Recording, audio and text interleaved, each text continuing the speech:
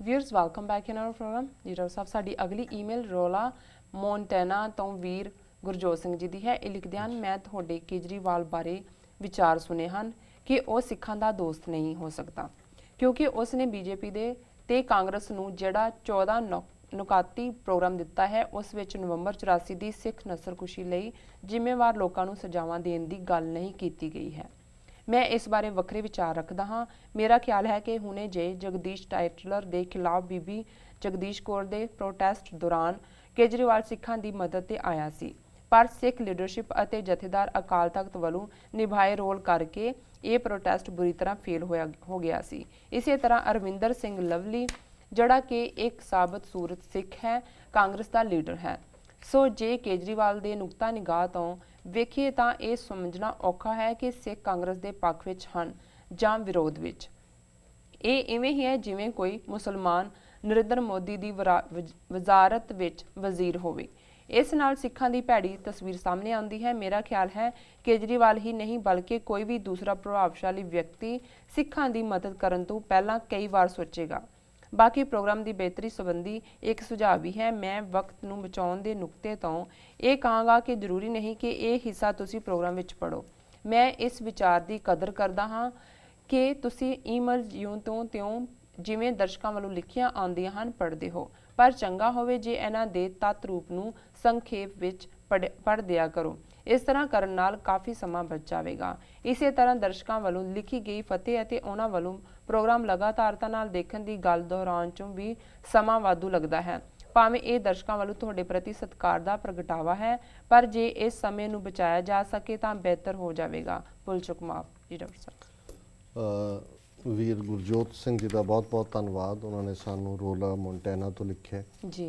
ਇਹ ਉਹਨਾਂ ਦੀ ਈਮੇਲ ਵੀ ਕਈ ਦਿਨ ਪਹਿਲਾਂ ਦੀ ਆਈ ਹੋਈ ਹੈ। ਮੈਂ ਮਾਫੀ ਚਾਹੁੰਦਾ ਕਿ ਮੈਂ ਪ੍ਰੋਂਪਟਲੀ ਆਨਸਰ ਨਹੀਂ ਕਰ ਸਕਿਆ। ਇਹ ਬੜੇ ਸੁਹਿਰਦ ਵੀਰ ਨੇ ਜੀ ਔਰ ਬੜੇ ਹਮਦਰਦ ਰਵੱਈਏ ਦੇ ਨਾਲ ਹਮੇਸ਼ਾ ਹਰ ਗੱਲ ਨੂੰ ਦੇਖਦੇ ਨੇ, ਵਿਚਾਰਦੇ ਨੇ ਔਰ ਸਾਡੇ ਲਈ ਇਹਨਾਂ ਦੇ ਸੁਝਾਅ ਹਮੇਸ਼ਾ ਹੀ ਬੜੇ ਕੀਮਤੀ ਹੁੰਦੇ ਨੇ ਜੀ। ਉਹਨਾਂ ਨੇ ਸਾਡੀ ਜਿਹੜੀ ਪਹੁੰਚ ਕੇਜਰੀਵਾਲ ਬਾਰੇ ਅਸੀਂ ਜ਼ਿਕਰ ਕੀਤਾ ਹੈ ਉਸ ਨਾਲ ਉਹਨਾਂ ਨੇ ਅਸਹਿਮਤੀ ਜਤਾਈ ਹੈ ਜੀ। ਔਰ ਉਹਨਾਂ ਨੇ ਇਹ ਕਿਉਂਕਿ ਅਸੀਂ ਉਹਦੇ 'ਚ ਕਿਹਾ ਸੀ, ਹਾਲਾਂਕਿ ਮੇਰਾ ਖਿਆਲ ਹੈ ਮੈਂ ਸ਼ਾਇਦ ਗਲਤੀ ਨਾਲ 18 ਨੁਕਾਤੀ ਪ੍ਰੋਗਰਾਮ ਕਿਹਾ ਸੀ, ਪਰ ਇਹਨਾਂ ਦਾ ਇਹ 14 ਨੁਕਾਤੀ ਜ਼ਿਆਦਾ ਕਰੈਕਟ ਹੋਏਗਾ ਜੀ, ਕਿਉਂਕਿ ਜਦੋਂ ਐਬਸੋਲੂਟ ਮੈਜੋਰਿਟੀ ਨਹੀਂ ਹੈ ਆਮ ਆਦਮੀ ਪਾਰਟੀ ਕੋਲ ਦਿੱਲੀ ਅਸੈਂਬਲੀ 'ਚ ਜੀ, ਤੇ ਉਹਨਾਂ ਨੇ ਆਪਣਾ ਇਹ 14 ਨੁਕਾਤੀ ਪ੍ਰੋਗਰਾਮ ਜਿਹੜਾ ਹੈ ਉਹ ਬੀਜੇਪੀ ਤੇ ਕਾਂਗਰਸ ਦੋਨਾਂ ਨੂੰ ਭੇਜਿਆ ਸੀ ਕਿ ਵੀ ਜੇ ਤੁਹਾਨੂੰ ਇਹ ਮਨਜ਼ੂਰ ਹੈ ਤੇ ਅਸੀਂ ਤੁਹਾਡੀ ਮਦਦ ਲੈਣ ਨੂੰ ਤਿਆਰ ਹਾਂ ਜੀ। ਹਾਲਾਂਕਿ ਦੋਨਾਂ 'ਚੋਂ ਕਿਸੇ ਨੇ ਵੀ ਕੋਈ ਰਿਸਪੌਂਡ ਤਾਂ ਨਹੀਂ ਕੀਤਾ ਹਾਂ ਜਾਂ ਨਾ ਵਾਲਾ, ਲੇਕਿਨ ਇਹਦੇ ਬਾਵਜੂਦ ਕਾਂਗਰਸ ਦੀ ਮਦਦ ਨਾਲ ਅਰਵਿੰਦ ਕੇਜਰੀਵਾਲ ਦੀ ਸਰਕਾਰ ਦਿੱਲੀ ਦੇ ਵਿੱਚ ਬਣੀ ਹੈ। ਹਾਲਾਂਕਿ ਹੁਣ ਜਿਹੜੀ ਅਸਲ ਗਵਰਨੈਂਸ ਦਾ ਪੀਰੀਅਡ ਹੈ ਹੁਣ ਹੈ, ਹੁਣ ਤਾਂ ਕਾਫੀ ਸਮੱਸਿਆ 'ਚ ਹੈ। ਆਲਰੇਡੀ ਇੱਕ MLA ਪਾਰਟੀ ਦੇ ਨੇ ਜਿਹੜਾ MP ਦੀ ਸ਼ਾਇਦ ਟਿਕਟ ਚਾਹੁੰਦਾ ਸੀ ਉਹ ਵੀ ਖਿਲਾਫ ਹੈ, ਬੋਲਿਆ ਵੀ ਹੈ ਕਿ ਜੀ ਡਿਕਟੇਟਰਾਨਾ ਰਵੱਈਆ ਹੈ। ਕਿਸੇ ਬੀਬੀ ਨੇ ਵੀ ਆਵਾਜ਼ ਕੱਢੀ ਹੈ। ਔਰ ਜਿਹੜਾ ਸਭ ਤੋਂ ਵੱਡਾ ਕ੍ਰਾਈਸਿਸ ਇਸ ਵੇਲੇ ਦਿੱਲੀ ਚੱਲ ਰਿਹਾ ਕਿ ਬੇਸ਼ੱਕ ਦਿੱਲੀ ਦੇ ਵਿੱਚ ਪੂਰੀ ਵਿਧਾਨ ਸਭਾ ਹੈ, ਲੇਕਿਨ ਜਿਹੜੀ ਦਿੱਲੀ 'ਚ ਲਾ ਐਂਡ ਆਰਡਰ ਦੀ ਗੱਲ ਹੈ ਜਾਂ ਜਿਹੜੀ ਪੁਲਿਸ ਮਹਿਕਮਾ ਹੈ ਉਹ ਕੇਂਦਰ ਸਰਕਾਰ ਦੇ ਕੋਲ ਹੈ ਜੀ। ਔਰ ਇਹ ਇੱਕ ਕ੍ਰਾਈਸਿਸ ਉੱਥੇ ਖੜਾ ਹੋ ਗਿਆ। ਜਿਵੇਂ ਪਿਛਲੇ ਦਿਨਾਂ 'ਚ ਜੇ ਪਿਛਲੀ ਰਾਤ ਹੀ ਜਿਹੜਾ ਲਾ ਮਿਨਿਸਟਰ ਹੈ ਦਿੱਲੀ ਦਾ ਉਹਨੇ ਪੁਲਿਸ ਵਾਲਿਆਂ ਨੂੰ ਕਿਹਾ ਹੋਣਾ ਜਿਸ ਮੁਹੱਲੇ 'ਚੋਂ ਨੇੜੇ ਤੇੜੇ ਰਹਿੰਦਾ ਹੈ ਕਿ ਜੇ ਉੱਥੇ ਕੋਈ ਅਫਰੀਕਨ ਔਰੀਜਨ ਦੇ ਲੋਕ ਰਹਿੰਦੇ ਨੇ, ਯੁਗਾਂਡਾ ਮੂਲ ਦੇ ਸਟੂਡੈਂਟ ਹੋਣਗੇ ਜਾਂ ਕੋਈ ਹੋਰ ਕਾਰੋਬਾਰੀ ਹੋਣਗੇ ਕਿ ਇੱਥੇ ਡਰੱਗਸ ਔਰ ਸੈਕਸ ਟ੍ਰੇਡ ਚੱਲਦਾ ਹੈ ਔਰ ਇਹਦੇ 'ਤੇ ਛਾਪਾ ਮਾਰੋ ਜੀ। ਸੋ ਉਹਨਾਂ ਨੇ ਪੁਲਿਸ ਵਾਲਿਆਂ ਨੇ ਕਿਹਾ ਕਿ ਜੀ ਸਾਨੂੰ ਤਾਂ ਜਦੋਂ ਤੱਕ ਕੋਰਟ ਆਰਡਰ ਨਾ ਹੋਣ ਅਸੀਂ ਇੱਦਾਂ ਛਾਪਾ ਨਹੀਂ ਮਾਰ ਸਕਦੇ। ਸੋ ਜਿਹੜਾ ਮਿਨਿਸਟਰ ਹੈ ਉਹਨੇ ਖੁਦ ਹੀ ਆਪਣੇ ਮਹੱਲੇ ਦੀ ਭੀੜ ਇਕੱਠੀ ਕੀਤੀ। ਉਹ ਜਾ ਕੇ ਉੱਥੇ ਜਿਹੜੀਆਂ 4 ਲੇਡੀਜ਼ ਸੀ ਯੁਗਾਂਡਾ ਦੀਆਂ ਕਾਲੇ ਮੂਲ ਦੀਆਂ ਉਹਨਾਂ ਨੂੰ ਬੜਾ ਬੇਇੱਜ਼ਤ ਕਰਕੇ ਕੱਢਿਆ।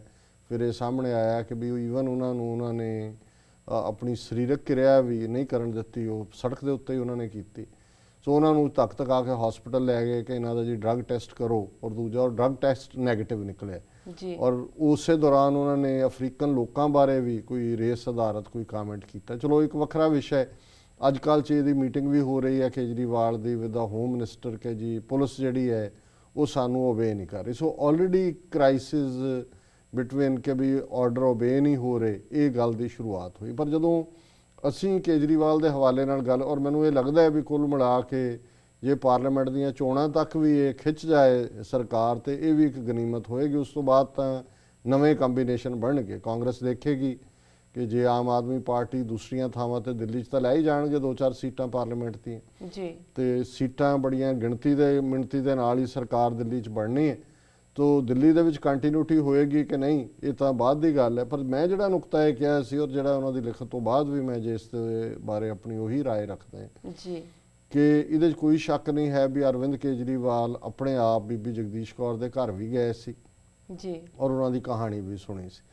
ਜਰਨੈਲ ਸਿੰਘ ਪੱਤਰਕਾਰ ਜਿਨ੍ਹਾਂ ਨੇ ਪੀ ਚਿਦੰਬਰਮ ਵੱਲ ਜੁੱਤੀ ਸੁੱਟੀ ਸੀ ਕਿ ਉਹ ਟਾਈਟਲਰ ਨੂੰ ਔਰ ਦੂਜਿਆਂ ਨੂੰ ਡਿਫੈਂਡ ਕਰ ਰਿਹਾ ਸੀ, ਜੀ, ਉਹਨਾਂ ਨਾਲ ਹੀ ਅੱਜ ਮੇਰੀ ਸਵੇਰੇ ਵੀ ਗੱਲਬਾਤ ਹੋ ਰਹੀ ਸੀ ਕਿਉਂਕਿ ਅੱਜ ਉਹਨਾਂ ਨੇ ਟੀਵੀ 84 ਨਿਊਜ਼ ਦੇ ਉੱਤੇ ਵੀ ਆਣਾ ਜੀ, ਤੇ ਉਹਨਾਂ ਨੂੰ ਮੈਂ ਪੁੱਛ ਰਿਹਾ ਸੀ ਵੀ ਕੀ ਤਬਦੀਲੀ ਦਾ ਸਾਰ ਹੈ ਜਾਂ ਕੀ ਕੋਈ ਪਾਰਟ ਅਸੈਂਬਲੀ 'ਚ ਕੁਝ ਆਇਆ ਜਾਂ ਉਹਨਾਂ ਨੇ ਕਿਹਾ ਜੀ ਅਜੇ ਤਾਂ ਕਿਉਂਕਿ ਹੁਣ ਇਹ ਪਾਰਲੀਮੈਂਟ ਚੋਣਾਂ 'ਚ ਲੱਗ ਗਏ ਨੇ ਤੇ ਰੋਲ ਕਚੌੜਾਈ ਹੈ। ਜੀ, ਹਾਲਾਂਕਿ ਇਹਦੇ 'ਚ ਕੋਈ ਸ਼ੱਕ ਨਹੀਂ ਹੈ ਕਿ ਅੱਜ ਵੀ ਕੋਈ ਅਸੀਂ ਅਰਵਿੰਦ ਕੇਜਰੀਵਾਲ ਜਾਂ ਉਹਦੀ ਪਾਰਟੀ ਦੇ ਖਿਲਾਫ ਬੀਜੇਪੀ ਜਾਂ ਕਾਂਗਰਸ ਦੇ ਹਵਾਲੇ ਨਾਲ ਨਹੀਂ ਲਾਈਨ ਲਈ, ਪਰ ਅਸੀਂ ਸਮਝਦੇ ਹਾਂ, ਨਜ਼ਰ ਆਉਂਦਾ ਹੈ, ਤੁਹਾਨੂੰ ਪਤਾ ਹੁੰਦਾ ਵੀ ਅਸੀਂ ਜਦੋਂ ਗੱਲ ਸਿੱਖ ਨੁਕਤਾ ਨਿਗਾਹ ਤੋਂ ਕਰਨੀ ਹੈ ਤਾਂ ਮੈਨੂੰ ਇਹ ਸੀ ਕਿ 14 ਨੁਕਾਤੀ ਪ੍ਰੋਗਰਾਮ ਤੇ ਕਿ ਜੇ ਉਹ ਉਹਨਾਂ ਦੇ ਘਰ ਵੀ ਗਏ, ਉਹਨਾਂ ਨੇ ਚੋਣ ਸਭਾਵਾਂ 'ਚ ਵੀ ਕਿਹਾ, ਆਪਣੇ ਚੋਣ ਮੈਨੀਫੈਸਟੋ 'ਚ ਵੀ ਕਿਹਾ ਸੀ ਤੇ ਚੰਗਾ ਹੁੰਦਾ ਇਹਨਾਂ ਦੀ ਇਹ ਕਮਿਟਮੈਂਟ ਸਾਹਮਣੇ ਹੁੰਦੀ ਕਿ ਜਿਹੜਾ 14 ਨੁਕਾਤੀ ਪ੍ਰੋਗਰਾਮ ਦੀ ਲਿਸਟ ਉਹਨਾਂ ਨੇ ਭੇਜੀ ਬੀਜੇਪੀ ਔਰ ਕਾਂਗਰਸ ਨੂੰ, ਉਹਦੇ 'ਚ ਸਿੱਖ ਨਸਲਕੁਸ਼ੀ ਦਾ ਜ਼ਿਕਰ ਵੀ ਹੁੰਦਾ। ਪਰ ਚਲੋ ਜੇ ਉਹ ਨਹੀਂ ਵੀ ਹੋਇਆ ਤੇ ਅਸੀਂ ਹੁਣ ਇਸ ਗੱਲ ਤੇ ਇੰਤਜ਼ਾਰ ਕਰਾਂਗੇ ਕਿ ਦਿੱਲੀ ਅਸੈਂਬਲੀ ਦੇ ਵਿੱਚ ਉਸ ਨਸਲਕੁਸ਼ੀ ਦੇ ਖਿਲਾਫ ਜਾਂ ਕਾਰਵਾਈ ਕਰਨ ਦੇ ਲਈ ਕੋਈ ਮਤਾ ਆਂਦਾ ਹੈ ਜਾਂ ਨਹੀਂ ਆਂਦਾ। ਪਰ ਸਾਡਾ ਕੰਸਰਨ ਤਾਂ ਪੰਜਾਬ ਦੇ, ਹਾਂ ਬਾਕੀ ਉਹਨਾਂ ਨੇ ਜਿਹੜਾ ਬੀਬੀ ਜਗਦੀਸ਼ ਕੌਰ ਦੀ ਮਦਦ ਤੇ ਕਿਹਾ, ਮੇਰਾ ਖਿਆਲ ਉਹ ਕਹਿਣਾ ਚਾਹੁੰਦੇ ਨੇ ਕਿ ਬੀਬੀ ਨਰਪ੍ਰੀਤ ਕੌਰ ਨੇ ਵਰਤ ਰੱਖਿਆ ਸੀ ਜੰਤਰ ਮੰਤਰ ਰੋਡ ਤੇ, ਜਿਹਦੇ 'ਚ ਅਰਵਿੰਦ ਕੇਜਰੀਵਾਲ ਆਏ ਸੀ ਔਰ ਲੈ ਕੇ ਵੀ ਉਹਨਾਂ ਨੂੰ ਜਰਨੈਲ ਸਿੰਘ ਜਰਨਲਿਸਟ ਆਏ ਸੀ। ਪਰ ਮੌਕੇ ਤੇ ਉਹਦੇ 'ਚ ਬਿਲਕੁਲ ਇਹਨਾਂ ਦੀ ਗੱਲ ਠੀਕ ਹੈ ਵੀ ਜਥੇਦਾਰ ਅਕਾਲ ਤਖਤ ਔਰ ਬਾਦਲ ਅਕਾਲੀ ਦਲ ਨੇ ਰੌਲ ਘਚੌਲਾ ਕਰਕੇ ਉਸ ਸ਼ੋਅ ਨੂੰ ਫਲॉप ਕਰ ਦਿੱਤਾ ਜੀ ਔਰ ਉਹਦੇ 'ਚ ਅਰਵਿੰਦ ਕੇਜਰੀਵਾਲ ਦੀ ਨਿਰਾਸ਼ਤਾ ਵੀ ਜਿਹੜੀ ਹੈ ਉਹ ਅੰਡਰਸਟੈਂਡੇਬਲ ਹੈ। ਪਰ ਮੈਂ ਸਮਝਦਾ ਵੀ ਇਹ ਕਹਿਣਾ ਕਿ ਜੀ ਕਿਉਂਕਿ ਕੁਝ ਸਿੱਖ ਕਾਂਗਰਸ ਦੀ ਹਮਾਇਤ ਕਰਦੇ ਨੇ, ਕੁਝ ਦੂਜੇ ਇਸ ਕਿਸਮ ਦੇ ਟੁੱਕੜ ਬੋਚ ਜਿਹੜੇ ਨੇ ਉਹ ਹਮੇਸ਼ਾ ਹੀ ਰਹੇ ਨੇ। ਅੰਗਰੇਜ਼ਾਂ ਦੇ ਵੀ ਰਾਏ ਬਹਾਦਰ, ਸਰਦਾਰ ਬਹਾਦਰ ਸਰ ਦੂਜੇ ਰਹਿੰਦੇ ਨੇ। ਇਹਦਾ ਮਤਲਬ ਇਹ ਨਹੀਂ ਹੈ ਕਿ ਜਿਹੜੀ ਗੱਲ ਇਨਜਸਟਿਸ ਹੈ, ਜੇ ਧੱਕਾ ਹੋਇਆ ਹੈ, ਨਸਲਕੁਸ਼ੀ ਹੋਈ ਹੈ, ਉਸ ਨੂੰ ਐਡਮਿਟ ਕਰਨਾ, ਉਸ ਦੇ ਲਈ ਕਾਰਵਾਈ ਕਰਨਾ, ਉਸ ਦੇ ਲਈ ਦੋਸ਼ੀਆਂ ਨੂੰ ਸਜ਼ਾ ਯਾਫਤਾ ਕਰਨਾ, ਇਸ ਗੱਲ ਦਾ ਕੋਈ ਸਬੰਧ ਨਹੀਂ ਹੈ ਵੀ ਸਿੱਖ ਕਾਂਗਰਸ 'ਚ ਨੇ ਕਿ ਅਕਾਲੀਆਂ 'ਚ ਨੇ ਕਿ ਬੀਜੇਪੀ 'ਚ ਨੇ। ਉਹ ਟੁੱਕੜ ਬੋਚ ਜਿਹੜੇ ਨੇ ਉਹ ਸਾਰੇ ਪਾਸੇ ਹੀ ਚੱਲਦੇ ਰਹਿਣੇ ਨੇ। ਔਰ ਉਹਨਾਂ ਨੇ ਕਿਹਾ ਕਿ ਵੀ ਇਸੇ ਲਈ ਸਿੱਖਾਂ ਦੀ ਮਦਦ ਕੌਣ ਕਰੇਗਾ। ਨਹੀਂ, ਇਹ ਗੱਲ ਨਹੀਂ ਹੈ। ਮੈਂ ਸਮਝਦਾ ਵੀ ਹਰ ਇੱਕ ਚੀਜ਼ ਹੁੰਦਾ ਹੈ, ਹਰ ਕੌਮ 'ਚ ਵਿਕੇ ਹੋਏ ਵੀ, ਝੁਕਣ ਵਾਲੇ ਵੀ, ਖਰੀਦੇ ਜਾਣ ਵਾਲੇ ਵੀ, ਸਾਰੇ ਹੀ ਇਸ ਕਿਸਮ ਦੇ ਲੋਕ ਹੁੰਦੇ ਨੇ। ਉਹਨਾਂ ਨੇ ਜਿਹੜਾ ਸੁਝਾਅ ਦਿੱਤਾ ਹੈ ਕਿ ਵੀ ਅਸੀਂ ਈਮੇਲ ਜਦੋਂ ਹਰ ਇੱਕ ਦੀ ਸਾਰੀ ਪੜ੍ਹਦੇ ਹਾਂ ਬਿਗਨਿੰਗ ਤੋਂ ਲੈ ਕੇ ਐਂਡ ਤੱਕ ਤੇ ਸਮਾਂ ਕਾਫੀ ਜਿਹੜਾ ਉਹ ਲੱਗਦਾ ਹੈ। ਸੋ ਉਹਨਾਂ ਦਾ ਇਹ ਕਹਿਣਾ ਵੀ ਉਹਨੂੰ ਤੱਤ ਰੂਪ ਵਿੱਚ, ਉਸ ਨੂੰ ਕੰਡੈਂਸ ਰੂਪ 'ਚ ਪੜ੍ਹ ਲਿਆ ਜਾਏ ਤੇ ਉਹਦੇ ਨਾਲ ਸਮਾਂ ਬਚੇਗਾ। ਔਰ ਦੂਸਰੀ ਗੱਲ ਉਹਨਾਂ ਨੇ ਕਹੀ ਵੀ ਕਿਉਂਕਿ ਹਰ ਇੱਕ ਨੇ ਫਤਿਹ ਲਿਖੀ ਹੁੰਦੀ ਹੈ ਜਾਂ ਇਹ ਲਿਖਿਆ ਹੁੰਦਾ ਵੀ ਲਗਾਤਾਰ, ਤਾਂ ਜੇ ਇਹਨੂੰ ਵੀ ਅਸੀਂ ਵਿੱਚੋਂ ਕੱਢ ਦਈਏ ਤਾਂ ਸਮਾਂ ਹੋਰ ਵੀ ਬਚੇਗਾ। ਸੋ ਮੈਂ ਸਮਝਦਾ ਵੀ ਉਹਨਾਂ ਦਾ ਸੁਝਾਅ ਕਾਫੀ ਠੀਕ ਹੈ। ਅਸੀਂ ਕਈ ਵਾਰ ਮੈਂ ਸੋਚਦਾ ਕਿ ਵੀ ਮੈਂ ਐਡਿਟ ਕਰਾਂ, ਜਦੋਂ ਮੈਂ ਪੜ੍ਹਦਾ ਵੀ ਹਾਂ, ਜਿਵੇਂ ਅੱਜ ਵੀ ਕਾਫੀ ਲੰਬੀ ਸੀ ਈਮੇਲ, ਪਰ ਫਿਰ ਮੈਨੂੰ ਇਹ ਲੱਗਦਾ ਹੈ ਵੀ ਸਾਡੇ ਲਈ ਸਾਡੇ ਸਰੋਤੇ, ਸਾਡੇ ਦਰਸ਼ਕ ਇਹੀ ਸਾਡੇ ਕੈਪੀਟਲ ਨੇ, ਸਾਡੀ ਪੂੰਜੀ ਨੇ। ਔਰ ਜਦੋਂ ਇੱਕ ਐਡੀਟਰ, ਜਦ ਅਸੀਂ ਕਲਮ ਚਲਾਉਂਦੇ ਹਾਂ, ਹੁਣ ਲਿਖਣ ਵਾਲੇ ਨੇ ਆਪਣੀ ਭਾਵਨਾ ਕਿਸ ਤਰੀਕੇ ਨਾਲ ਉਸ ਨੂੰ ਗੁੰਦਿਆ ਤੇ ਜਦੋਂ ਫਿਰ ਕਲਮ ਚੱਲੇਗੀ, ਫਿਰ ਕੰਡੈਂਸ ਹੁੰਦੇ ਹੁੰਦੇ ਉਹ ਬਿਲਕੁਲ ਹੀ ਨਾ ਇਹ ਹੋਏ ਵੀ ਸਵਾਲ ਹੀ ਰਹਿ ਜਾਣ ਤੇ ਉਹਦੇ 'ਚ ਫਿਰ ਰੁੱਖਾਪਨ ਵੀ ਹੁੰਦਾ ਹੈ। ਸੋ ਇਸ ਕਰਕੇ ਮੈਨੂੰ ਇਹ ਹੁੰਦਾ ਹੈ ਕਿ ਜੇ ਫਤਿਹ ਲਿਖੀ ਹੈ, ਅਸੀਂ ਫਤਿਹ ਬੁਲਾਉਂਦੇ ਹਾਂ, ਘੱਟੋ ਘੱਟ 4 ਵਾਰ ਵਾਹਿਗੁਰੂ ਸਾਡੇ ਮੂੰਹੋਂ ਵੀ ਨਿਕਲ ਜਾਂਦਾ ਜ਼ਬਰਦਸਤੀ, ਵੈਸੇ ਤਾਂ ਕੱਢਣਾ ਹੋਏ ਕਿ ਪਤਾ ਨਹੀਂ ਨਿਕਲਦਾ ਕਿ ਨਹੀਂ ਨਿਕਲਦਾ। ਔਰ ਉਹਦੇ 'ਚ ਦਰਸ਼ਕ ਨੂੰ ਵੀ ਇਹ ਲੱਗਦਾ ਹੈ ਕਿ ਉਹਦੀਆਂ ਜੋ ਉਹਨੇ ਲਿਖਿਆ ਅਸੀਂ ਉਸ ਨੂੰ ਬਿਨਾਂ ਕਾਂਟ ਛਾਂਟ ਤੋਂ ਦਿੱਤਾ ਹੈ। ਪਰ ਫਿਰ ਵੀ ਇਹਨਾਂ ਦਾ ਸੁਝਾਅ ਕਾਰਗਰ ਹੈ। ਮੈਂ ਸਮਝਦਾ ਵੀ ਜਿਹੜੀਆਂ ਕੁਝ ਹੋਰ ਬੇਲੋੜੀਆਂ ਗੱਲਾਂ ਵਾਲਾ ਪਾਰਟ ਹੁੰਦਾ ਹੈ ਉਸ ਨੂੰ ਜੇ ਐਡਿਟ ਵੀ ਕੀਤਾ ਜਾਏ ਤਾਂ ਉਹ ਜ਼ਰੂਰ ਸਮਾਂ ਬਚਾਏਗਾ। ਸੋ ਇਹਨਾਂ ਦਾ ਵੀਰ ਗੁਰਜੋਤ ਸਿੰਘ ਜੀ ਦਾ ਬਹੁਤ ਬਹੁਤ ਧੰਨਵਾਦ, ਉਹਨਾਂ ਨੇ ਸਾਨੂੰ ਲਿਖਿਆ। ਜੀ ਡਾਕਟਰ ਸਾਹਿਬ, ਤੁਹਾਡਾ ਬਹੁਤ ਬਹੁਤ ਧੰਨਵਾਦ। ਤੁਸੀਂ ਆਪਣੇ ਵਿਚਾਰਾਂ ਦੀ ਰੋਸ਼ਨੀ ਸਾਡੇ ਦਰਸ਼ਕਾਂ ਨੂੰ ਆਈਆਂ ਈਮੇਲਸ ਉੱਪਰ ਪਾਈ। ਹੁਣ ਇਸ਼ਾਰਾ ਹੋ ਗਿਆ ਬ੍ਰੇਕ ਤੇ ਜਾਣ ਦਾ। ਵਿਊਅਰਸ, ਵਿਚਾਰਾਂ ਦਾ ਸਿਲਸਿਲਾ ਇਸ ਤਰ੍ਹਾਂ ਚੱਲਦਾ ਰਹੇਗਾ। ਮਿਲਦੇ ਹਾਂ ਛੋਟੇ ਬ੍ਰੇਕ ਤੋਂ ਬਾਅਦ।